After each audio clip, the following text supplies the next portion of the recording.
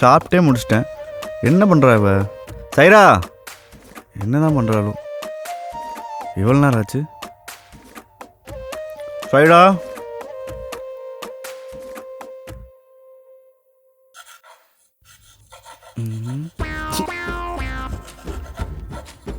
என்னது இது? நான் என்ன பண்றது? ஒரு முட்டை கூட ஒழுங்காவே வரல. இதுக்கு போய் என்ன திட்டுறா? கடைக்காரன் எப்ப பாரு கலங்க முட்டையாவே தரான். ஒரு முட்டை கூட ரவுண்டா அழகா வரவே இல்லை.